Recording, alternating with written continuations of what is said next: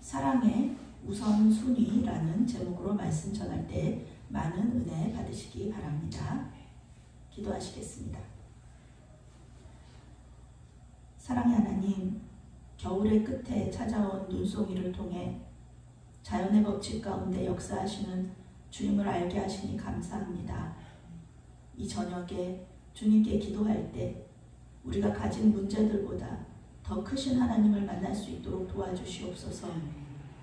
궂은 날씨에도 주님 전에 예배하러 나온 우리의 예배를 기쁘게 받아주시옵소서.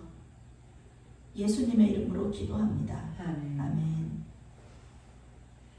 네, 오늘 핵심 주제는 선과 악은 하나님과 사람 앞에 밝히 드러난다 입니다.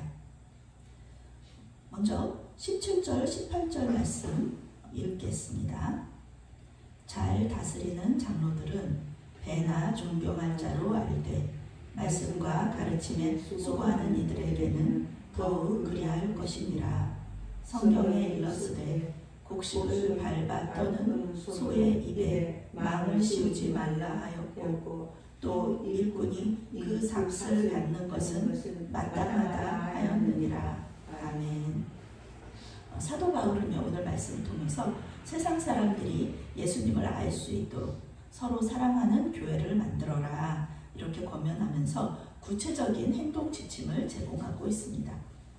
특별히 그 관심이 필요한 집단, 특별한 관심이 필요한 집단으로 사도 바울은 구약 성서에 이렇게 나온 그 사람들을 예로 들고 있는데요. 과부와 장로 또 노예를 들고 있습니다. 그 중에서 오늘 말씀은 장로의 예우와 권징에 대한 지침을 말해주고 있습니다. 여기서 말하는 장로들은 우리 지금의 장로님들하고 비슷한 것이죠. 감리교회는 여자 장로님들이 있지만 여기서 말하는 것은 이제 성경 속에서는 나이가 많은 남자들, 교회 지도자들, 또 감독들로서 교회 행정이나 말씀이나 가르침이라는 중요한 역할을 담당하고 있었습니다. 장로교 같은 경우에서는 담임 목사님도 장로님 중에 한 분이시죠. 그래서 말씀을 담당하는 장로님이 바로 담임 목사님이십니다. 배나 존경할 자로 알아라. 이분들은 배나 존경할 자로 알아라 이렇게 말하고 있습니다. 정신적 또 물질적으로 존경과 사례를 해라는 뜻입니다. 존경의 그 원어적인 의미에는요, 값이나 사례, 가치라는 뜻이 들어있기 때문에 그렇습니다. 사도 바울은 하나님의 말씀을 선포하고 또 어려운 성경 말씀을 풀어서 설명함으로써 그 말씀에 순종할 수 있도록 돕는 일을 2배의 존경을 받을 만한 가치가 있는 일이다 이렇게 말하고 있습니다. 사도 바울 자신이 이 말씀이신 예수 그리스도를 가장 큰 가치로 여기고 또 이 일에 자신을 드리고 있기 때문에 이런 말을 하고 있는 것입니다. 이 탁월한 구약학자였던 사도 바울은 성경의 신명기와 레위기 말씀을 통해서 존경과 물질적 사례를 해야 하는 근거를 우리에게 말해주고 있습니다. 곡식을 밟아 떠는 소의 입에 망을 씌우지 말라 하였고 또 일꾼이 그 삭슬 받는 것은 마땅하다 이렇게 말하고 있습니다.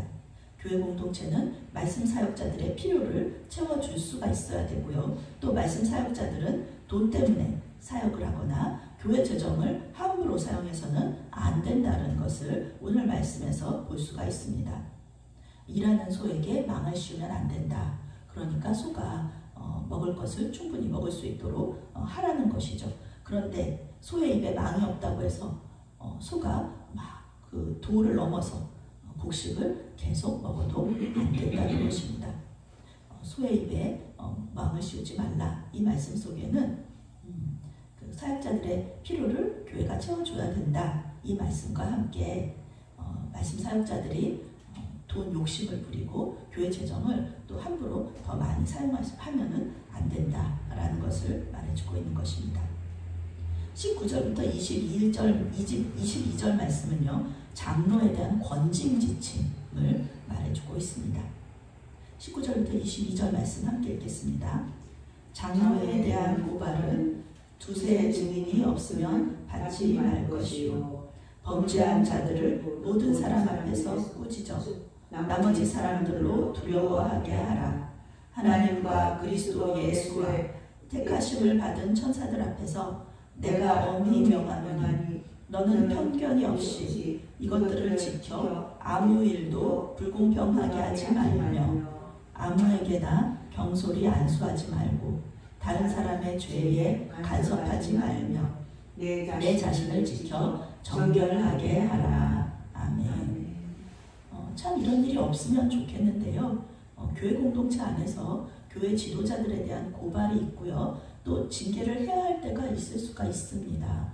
참 안타까운 일인데 이럴 때가 있습니다.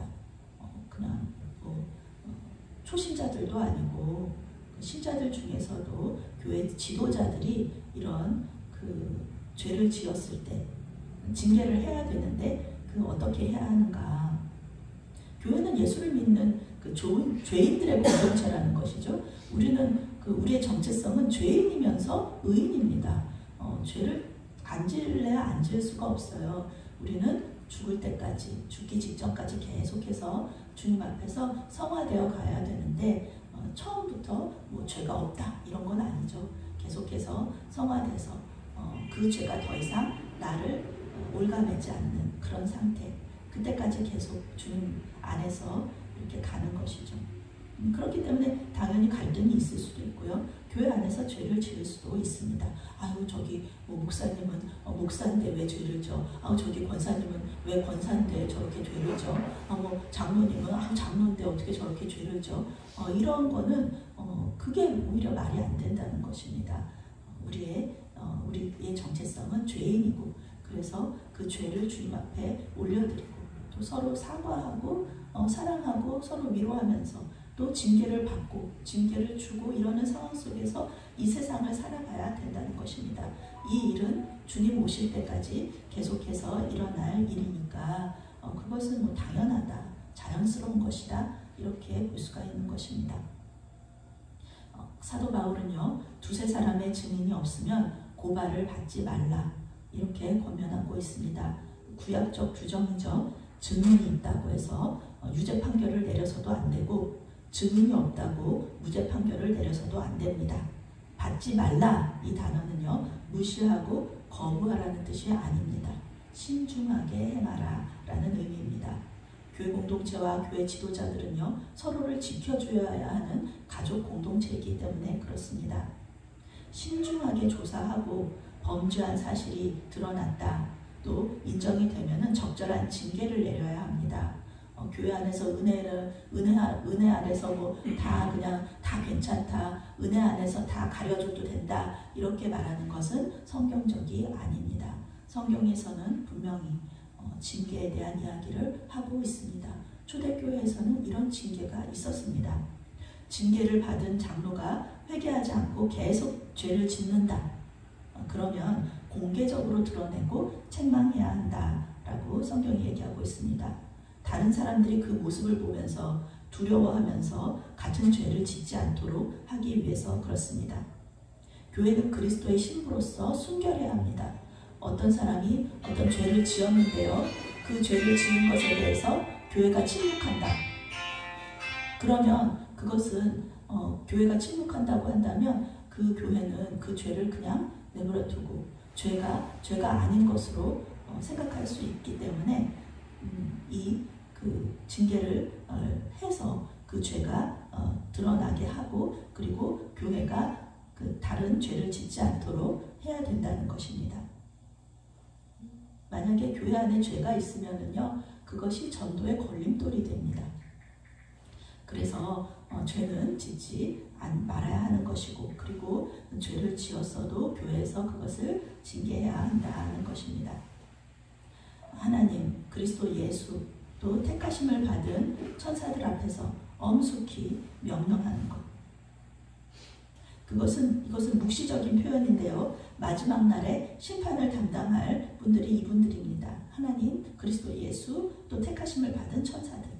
심판날에 이 세 존재들 앞에서 우리가 서 있을 것인데, 그분들이 죄인을 심판하듯이 디모데도 선입견이나 편견 없이 교회 지도자를 심판하라고 권면하고 있습니다. 물론 이분들은 굉장히 사랑과 은혜에 충만하셔서 심판하실 것이에요. 그렇지만 그 죄를 그대로 두고서는 하나님 나라에 들어갈 수가 없다. 죄는 회개해야 되는 것입니다. 주님의 십자가 보혈로 깨끗하게 씻음을 받아야 되는 것입니다. 교회에 영적으로 또 물질적으로 큰 공헌을 한 지도자라고 할지라도 거짓 교훈이나 성적 부도덕을 눈감아 줄 수는 없다는 이야기입니다. 거짓 교훈이나 성적 부도덕은 성경에서 초대교회부터 지금까지 사실은 이렇게 내려오고 있는 아주 악한 죄죠. 거짓 교훈, 이것은 이단 말하는 것이고요. 이단이나 사입이 말하는 것이고, 성적 부도덕은 그런 성적인 그런 죄를 짓는 것을 말하는 것입니다. 이것을 눈감아 주어서는 안 된다라고 바울은 디모데에게 말해주고 있습니다. 23절에서 25절까지의 말씀은 개인적인 권면의 말씀입니다. 함께 읽겠습니다. 이제부터는 물만 마시지 말고 내 위장과 자주 나는 병을 위하여는 포도주를 조금씩 쓰라. 어떤 사람들의 죄는 밝히 드러나 먼저 심판에 나아가고 어떤 사람들의 죄는 그 뒤를 따르나니 이와 같이 선행도 밝히 드러나고 그렇지 아니한 것도 숨길 수 없느니라. 아멘. 나이 많은 교회 지도자들을 징계하는 것은요, 이 젊은 디모데에게 아주 어려운 일이었습니다. 그래서 사도 바울은 애초에 아무나 경솔하게 안수하지 말아라. 안수하기 전에 먼저 신중하게 교회 지도자들을 선택하라고 권면하고 있습니다. 알고 보니까 이 교회 지도자에게 숨어있는 죄가 있었던 거예요.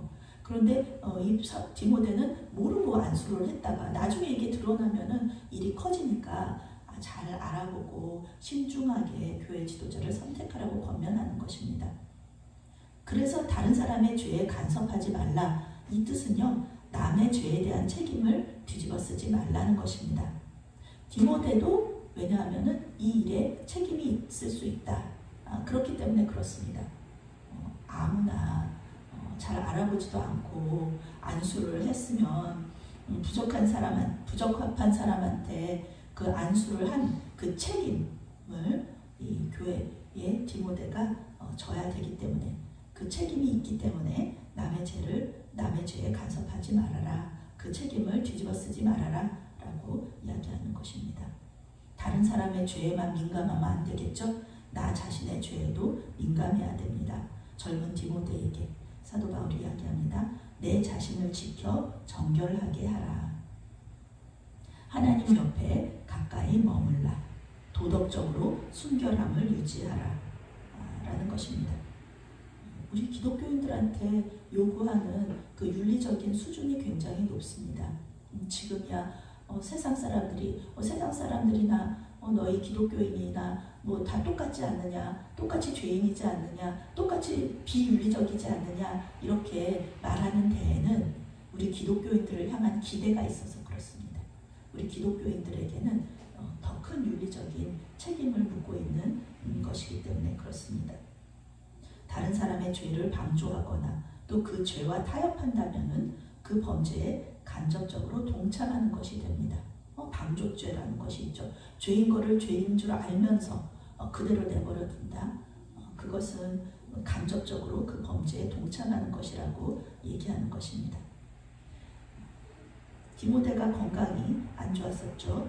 위장병이나 이질 그런 것이 있었을 수 있기 때문에 건강을 얘기하면서 물만 마시지 말고 건강을 위해 포도주를 조금씩 마시라. 이렇게 또 건강 문제를 또 얘기하고 있습니다. 고대 근동에서는 물이 깨끗하지가 않잖아요. 그래서 이질이 걸릴 수 있기 때문에 의학적인 이유로 포도주를 마시라. 이렇게 말한 것입니다. 사역자는 정서적, 영적, 육체적으로 건강해야 한다. 그렇습니다. 교회 지도자들의 징계에 대한 이 지침, 이것은 어떤 한 원칙 가운데 있는데요. 그것은 무엇이냐면 죄와 선행은 시간적인 차이가 있을 뿐 하나님과 사람 앞에서 밝히 드러난다는 것입니다. 내가 살아생전에 드러나지 않았다. 그래도 그 사람이 죽은 후에 다 드러나게 돼 있습니다. 시간의 차이가 있습니다. 요즘은 모든 것이 다 그냥 빨라진 시대이기 때문에 금방금방 다 드러나죠. 이것은 하나님께서 드러내 주시는 것입니다. 그러면 감사해야 합니다. 하나님께서 회개할 수 있는 기회를 주시는 거기 때문에 이 드러나는 것을 감사하게 생각해야 되는 것입니다. 사람의 참된 인격은요, 드러나게 되어 있습니다. 우리 알 수 있잖아요. 사람을 만나면 그 사람 좋은 사람인지 아니면 그 사람 나쁜 사람인지 우리도 알 수 있는데 하물며 하나님께서 모르시겠습니까? 사도 바울은 인내심을 가지고 교회 지도자를 세우라고 디모데에게 권면하고 있습니다. 저 사람 정말 교회 지도자로 세울 만해. 그러면서 바로바로 하지 말고 계속 시간을 두고 저 사람이 정말 교회 지도자로 세울 만한 사람인가 하면서 성급하게 하지 말고 인내심을 가지고 계속해서 잘 관찰하고 바라보라고 그렇게 디모데에게 권면하고 있는 것입니다. 오늘 우리는 말씀을 통해서요, 교회 지도자로서의 삶이 그리 녹록하지 않다는 것을 다시 한번 깨닫게 됩니다. 우리는 연약한 인간이기 때문에 그렇습니다. 교회 지체들을 대할 때 선입견과 편견을 가지고 대할 수 있습니다. 우리와 맞는 코드를 가진 사람들도 있고요. 우리와 맞지 않는 코드를 가지고 있는 사람들도 있습니다. 우리가 좋아하는 기질을 가진 사람들이 있고요. 우리가 좋아하지 않는 기질을 가진 사람들도 있습니다. 교회 안에서 서로 사랑하는 것 너무너무 좋은 일입니다. 하나님께서 그렇게 하라고 하신 일입니다. 그런데 그 사람을 하나님보다 더 사랑하면 죄가 됩니다. 마음속의 자리에 하나님의 말씀이 들어가 있고 하나님의 말씀에 순종해야 되는데 그 사람에 대한 사랑이 너무 커서 그 하나님의 말씀에 순종할 수 없다 그러면 그것은 죄가 되는 것입니다. 어떤 사람을 싫어하고 또 미워할 수도 있습니다. 교회 공동체 안에서도 이런 일은 일어날 수 있습니다. 그러나 그 싫어하고 미워하는 것이 하나님보다 더 커지면 안 됩니다. 하나님께서 심판하시려는 사람의 죄를 덮어주는 것, 그것은 그 사람과 함께 죄에 대한 책임을 나누는 것입니다. 하나님께서 사랑하시는 사람에게 불이익을 주는 그런 편견이나 차별이 죄가 된다. 그렇다고 오늘 성경은 우리에게 말해주고 있습니다. 너무 사람을 사랑해서도 안 되고 너무 하나님보다 다른 사람을 미워해서도 안 됩니다.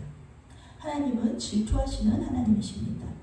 하나님만 사랑하고 하나님만 두려워할 때 우리는 더욱더 정결해지면서 하나님과 더 친밀해질 줄로 믿습니다. 이 시간 하나님보다 더 사랑하고 하나님보다 더 두려워하는 사람이 있다면 회개하시고 하나님께로 더 가까이 나아가시는 저와 여러분이 되시기를 바랍니다. 아멘. 기도하시겠습니다. 사랑하는 하나님, 우리 안에 하나님보다 더 사랑하고 하나님보다 더 두려워하는 사람이 있음을 이 시간 고백하오니 우리의 연약함을 불쌍히 여기사 용서하여 주시옵소서. 오직 하나님으로 인해 기뻐하고 오직 하나님께만 감사와 영광을 돌리는 이 사순절이 되게 하여 주시옵소서. 예수 그리스도의 이름으로 기도합니다.